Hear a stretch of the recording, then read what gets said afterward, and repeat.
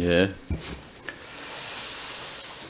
역대 보수 정부 가운데 제대로 평가받지 못한 정부는 YS 문민정부라고 생각합니다. IMF를 초래했다는 그 과오 때문에 군의 정치 개입을 영구히 차단하고 하나회를 해체해서 민주주의 시대를 확실하게 문을 열었습니다.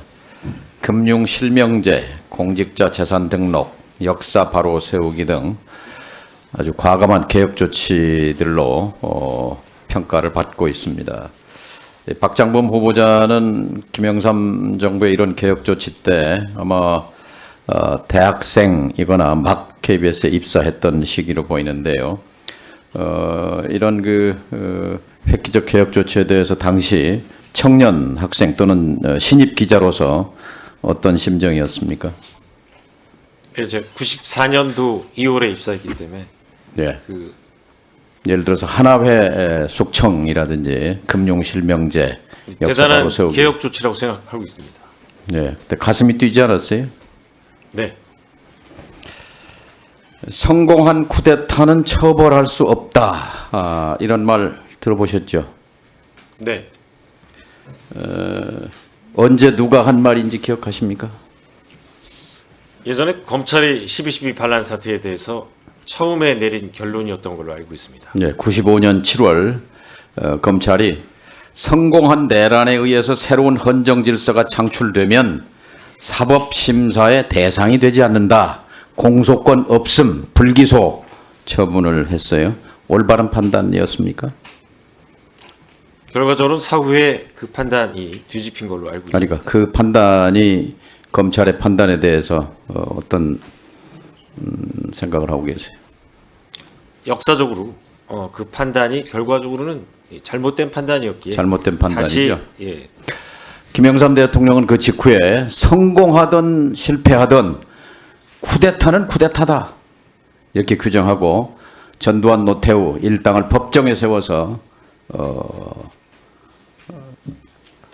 엄중하게 사형 선고를 포함해서 단죄했습니다.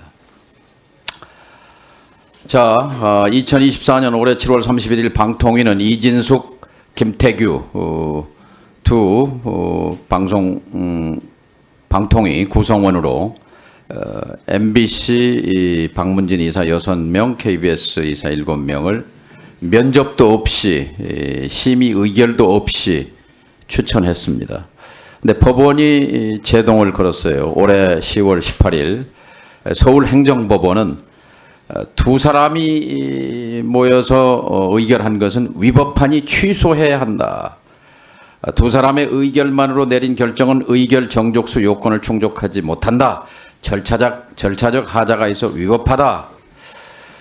그리고 방통위가 이걸 항고했지만 기각당했습니다. 서울고등법원에 의해서. 앞으로 2심, 3심 대법원 판결이 이어질 것입니다. 그러니까 이 법원이 불법하다고 위법하다고 한 2인 구조의 방통위가 KBS 이사 7명을 선임하고 그 7명의 이사가 박장범 사장으로 교체했어요. 대통령이 임명 제청을 앞두고 있는데 바로 성공한 쿠데타는 처벌할 수 없다는 그 궤변이 올바로 뒤집힌 것처럼 성공하든 실패하든 쿠데타는 쿠데타다. 그러니까 성공하든 실패하든이란 말은 KBS 사장을 뽑든 안 뽑든 쿠데타는 쿠데타다. 두 사람이 내린 결정은 무효다. 무효는 무효다. 7인 KBS 이사가 박장범 사장을 뽑은 것은 결국 법원이 이제 최종 판결을 하면 KBS는 대혼란에 빠지게 될 겁니다. 물론 그 책임은 윤 대통령과 방통위에 있지요. 또 박 후보자도 희생자가 될 겁니다. 우리 정재권 이사님, 유일형 이사님, 김찬태 이사님, 이상효 이사님 네 분 지금 자리에 계시죠? 지금 그 박장범 사장 임명 제청 이사회 7명 이사회 의결에 대한 효력 정지 처분 그리고 박장범 사장 후보자에 대한 직무 집행 정지 가처분 신청 내셨고 지난 13일 1차 신문이 있었죠. 우리 누가 답변하시겠습니까? 정재권 이사님. 그때 주장의 핵심 간단하게 요약해 주시기 바랍니다. 정 의원님께서 말씀하셨던 것처럼 2인 방통위 체제에서 내려진 결정은 방통위법에 위법한 내용이 있기 때문에 법원에 출석하셔서 법원에 출석하지는 않았습니다. 않았습니까? 법률 대리인이. 네, 변호사가 대리했습니다. KBS 측 법률 대리인의 주장은 뭡니까?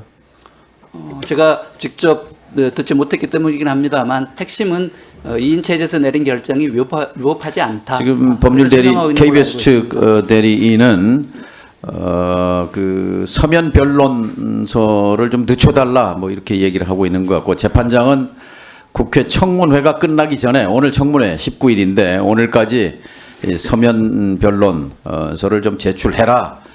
그래야 윤석열 대통령이 임명을 강행하기 전에 법원의 판단이 결정될 것 아니냐 하는 취지 같아요. 그래서 지금 사실 역사적인 순간입니다.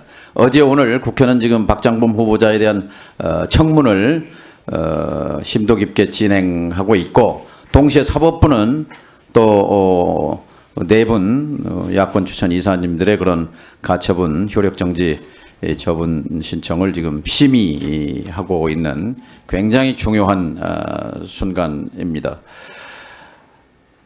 이 상황 어떻게 보세요? 저희들이 바라고 희망하는 상황은 아닙니다만, 정 의원께서 말씀하셨던 것처럼 재판부가 오늘 양쪽에 다 추가 변론서를 받았기 때문에 대통령이 사장을 임명하기 전에 현명하고 합리적인 판단을 내려주십사 기대하고 있습니다. 예, 이건 지금 남부지원에서 이 심리를 지속하고 있는데, 만일 이게 유효하다, 박장범 사장 임명이 유효하다고 치면, 그렇게 한다면 서울행정법원의 10월 18일 판결과 180도로 다른, 그러니까 판결과 판결이 충돌하는 어처구니 없는 결과가 발생할 것이고, 이게 받아들여진다면 역시 방통위 2인 체제가 불법이라는 이것이 헌법재판소 앞으로 2심, 3심까지 지속될 가능성이 높다고 생각합니다. 이 판결은 언론자유 후퇴와 그리고 상식의 파괴를 막는 결정적인 법원의 역할이었다고 생각합니다. 국회, 법원, 행정, 입법, 행정, 사법이, 입법부는 청문회를 진행하고 있고, 사법부는 이 방통위의 결정의 위법성 여부를 지금 결정적으로 판결하고 있고, 그리고 이제 윤석열 대통령은 윤석열 대통령에게 촉구합니다. 사법부의 결정이 나올 때까지 박장범 후보자에 대한 임명은 보류돼야 합니다. 청문 절차가 끝나더라도, 청문회에서 어떤 보고서가 채택이 되더라도 또 안 되더라도 그 결정은, 왜냐하면 입법, 행정, 사법은 당연히 분립입니다. 사법부의 이런 절차는 존중돼야 합니다. 따라서 윤석열 대통령의 임명은 보류돼야 한다는 말씀이고, 또 하나 공영방송 지배구조에 대한 본질 논의를 시작해야 합니다. 이 정부는 밀어붙이기를 중단해야 합니다. 이미 출로는 막혔습니다. 퇴로도 막혔습니다. 이 상황을 끌고 가는 것은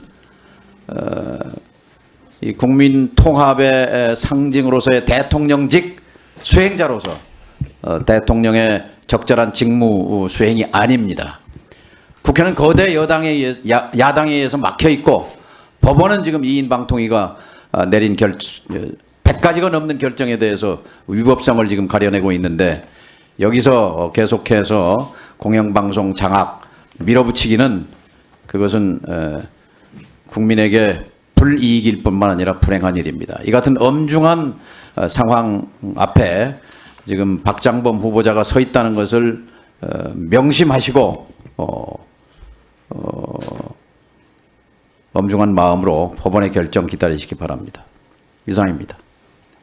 예, 이 관련 얘기가 나올 때마다 저는 제가 무슨 죄를 지은 것 같은 그런 상태가 됩니다. 잠시. 윤석열 대통령이 저를 임명하셨다면 방통위가 정지되는 사태는 없었을 겁니다. 또한 법제처가 저에 대한 적격 부적격 여부를 질질 끌어서 지금까지 하지 않는 이상한 행정행위를 하지 않았다면 이 사태가 안 왔을 겁니다. 예, 그래서 민주당은 이 자리에서 여당 간사께 민주당이 추천하면 대통령이 임명하겠냐? 제가 물어본 횟수만 해도 거의 10차례 되지 않나요? 예, 그러면 마이크 드릴 테니까 다시 약속하십시오. 예, 민주당이 추천하면 대통령께서 임명하게 해주실 겁니까? 아니, 주세요. 1분 드릴게요. 아마 여기 저도 그래서 몇두 차례 이야기했지만 법제처의 처사는 참으로 잘못되었다 생각합니다. 가면은 부다 부 해가지고 끝냈어야지. 그걸 질질 눈치껏 정치껏 눈치 본다고 그렇게 아니었다 이런 생각이 들고요. 헌법재판소에서 지금 지난주에 이 시간에 헌법재판관들이 물었습니다. 그렇다면은 지금 국회는 왜 할 일 다 하지 않으십니까? 왜 3명의 추천하지 않으십니까? 그래서 여기 이제 최민희 위원장님 사연도 소개가 되었습니다. 그러니까 그건 정치적인 이야기고요. 법률상으로 국회가 추천할 수 있지 않습니까? 국회는 방송통신위원회가 일을 안 해도 된다고 생각합니까? 라고 물었습니다. 그래서 이제 저희들이 빨리 정상화해야 되고 5인 체제를 빨리빨리 복원을 시켜야 됩니다. 그리고 6개월, 통상 6개월의 시간 내에 헌법재판소가 결정을 내려야 되기 때문에 조속한 결정을 통해서 탄핵이면 탄핵, 기각이면 기각해서 5인 체제를 새롭게 발족시킬 수 있도록 그렇게 헌법재판소 노력해 줄 걸 당부를 합니다. 근데